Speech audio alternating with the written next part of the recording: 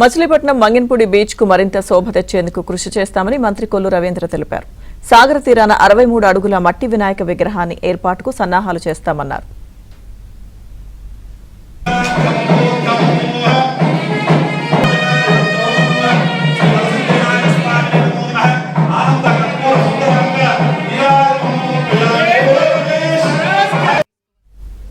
దీనిలో భాగంగా మెహర్ బాబా ఆడిటోరియంలో మట్టి గణపతిని పూజిద్దాం, ప్రకృతిని కాపాడుకుందాం అనే అంశంపై సమావేశం నిర్వహించారు.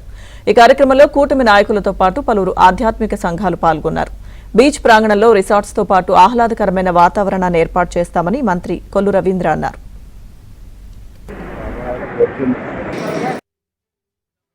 జరిగే వినాయక చవితి ఉత్సవాలకు సందర్భంగా మచిలీపట్నంలో జరిగే ఉత్సవాల్ని పర్యావరణ హితంగా మనం ఈ ఉత్సవాలను చేసుకుందాం, మట్టి విగ్రహాన్ని ప్రోత్సహిద్దాం, పర్యావరణాన్ని కాపాడుకుందాం అనే నినాదంతో ముందుకెళ్లాలనే సంకల్పంతో ఈరోజు ఎవరైతే విగ్రహ కమిటీలు ఉన్నారో వాళ్ళందరినీ కూడా ఆహ్వానించుకోవడం జరిగింది. దాదాపు మచిలీపట్నం పరిసర ప్రాంతాల్లో 500 విగ్రహాలు దగ్గర ఏర్పాటు చేస్తారు.